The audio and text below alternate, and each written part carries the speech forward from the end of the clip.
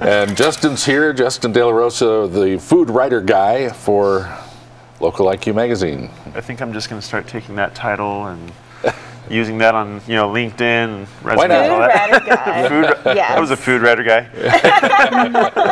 How you guys doing? Fine. Good. How are you doing? Doing well. Doing well.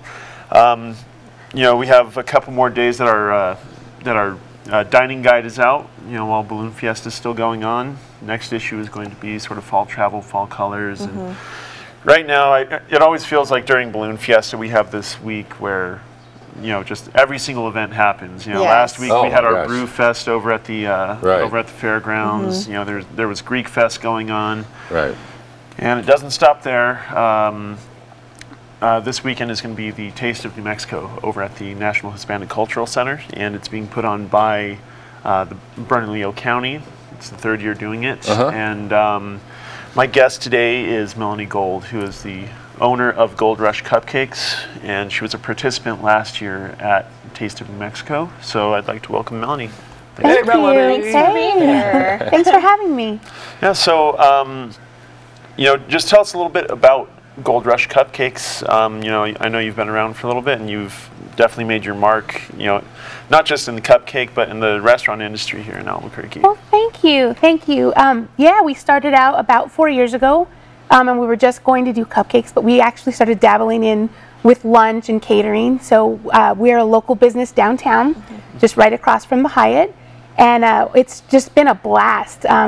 Last year was our first year taking part in Taste of New Mexico, and it was just amazing for my business. It really helped us grow. We had about 3 employees last year. We've been able to grow. I have 6 now. Oh my gosh. So I really attribute a lot of that success to Taste of New Mexico, just getting the exposure. As a small business, it's hard sometimes to advertise and things like that. So we were able to, get a lot of new people introduced to Gold Rush Cupcakes, and it was just a blast. Great. That's awesome. And so last year being your first year there, I know sometimes with events like that, things can kind of get a little bit lost and drowned out. So what made you want to participate in Taste of New Mexico? Well, on a personal level, I love the concept behind it. It's a great opportunity to try little bits of a great variety of different types of food. There's, of course, going to be sweets, but I love the idea that you can just take a little taste. I always have a hard time choosing, do I want that or that? And this way you can try a little bit of everything. So, I think that's what made it so fun for me on a personal level. On a business level, it was great, just to see so many local people, but then a lot of tourists are here.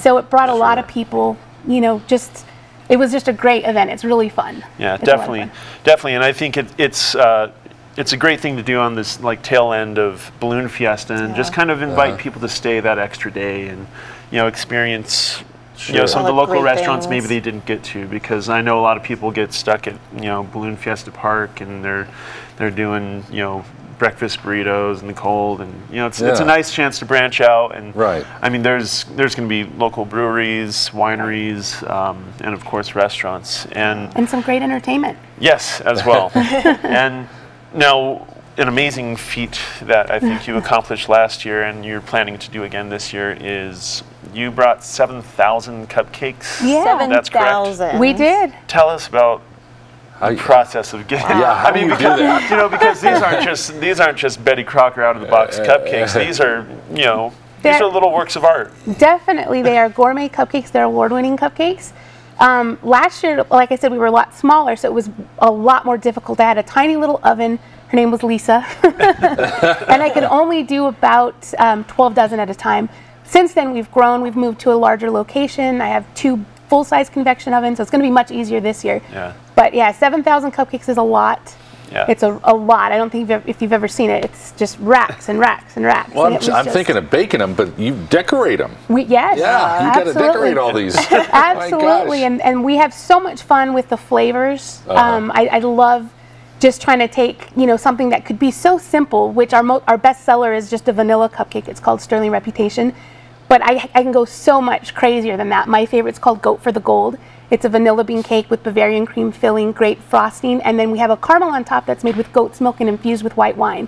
So it's like the complete opposite. Are you kidding me? It is fantastic. That sounds delicious. That's probably my favorite one. It reminds me of when you bite into a caramel apple and that juice and the caramel hit, and it's light and crisp. And oh my gosh. So I have fun. I have a blast I have doing to this. mention one time her cupcakes went for almost $10,000. They did. No kidding. Absolutely. We were part of the Children's Cancer Fund, and I worked with a young woman, just adorable. Her name was Malaya. And yeah, we worked together, and I was so proud of her. You know, we did it together, but I mean, they just were, almost $10,000. It's great. It's amazing. That is incredible.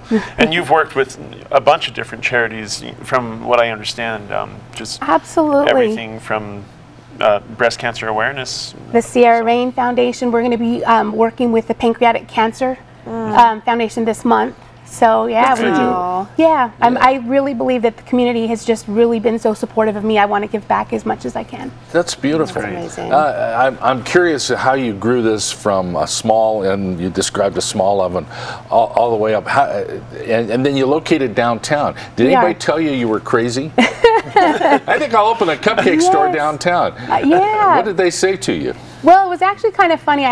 This is one of my jobs. I actually work for the post office as well, and I've been there for a while. So, it's kind of hard to walk away when you have benefits and things like that. But my heart is really with the bakery. So it's been a little hard to, to start from so small, and it's just been slow steps. Yes. But I think slow, steady growth is the best kind of. Definitely. What inspired you? I always love to hear people's stories. Yeah. I've been baking since I was really little, about 6 years old, and I just fell in love with it. And then people started asking me. First of all, I have 19 nieces and nephews. Oh my gosh. So I do everybody's birthday cake and their baptism cakes and graduation, and then their friends started asking me, and my husband eventually said, "Honey, the house has been completely taken over. You need a place." So he kind of booted me out.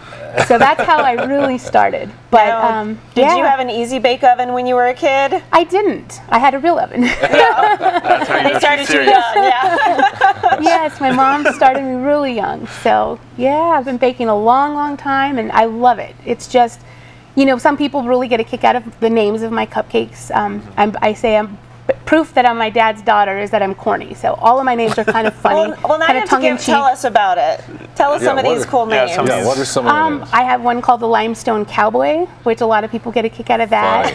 Yeah, I have Holy Cannoli, the Goat for the Gold one, White Wedding, Red Butler.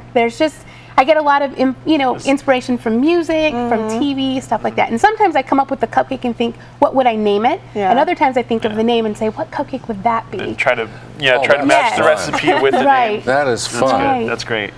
I'm kind of wondering what kind of cupcake you'd be, Justin. I'm not sure. I don't even know. Hot dog. So do you think you'll have more than 7,000 cupcakes this year? I think so. I think this venue is a little bit bigger than it was last year. And I've already been hearing so much, a lot of people talking about it. There's a lot of excitement behind it, and I think it's going to be even bigger than last year. So we're ready to go. Yeah, so last year it was at Civic Plaza. This year it's going to be at the National Hispanic Cultural Center. And I mean, that's just a beautiful venue for any event, really. Absolutely. And so I think, part of what Taste of New Mexico is about is not just helping restaurants survive, it's helping them thrive. And I think that this new venue is definitely going to be a great a great vehicle for doing so. Yeah, and since the conception of Taste of New Mexico, it's always drawn huge crowds, and I think it really gets people thinking oh my gosh, I didn't know about this place. So this is perfect, fun event to go to this weekend. Let's pop your website up on the screen, and want everybody to support this local business. Thank you. Melanie, you come by for lunch too. Yeah, you have lunch too. Yes, cupcakes and lunch. Yes, we do. Oh my gosh! There you go. And we're kind of neighbors here. You're just down the street. I deliver. Oh my.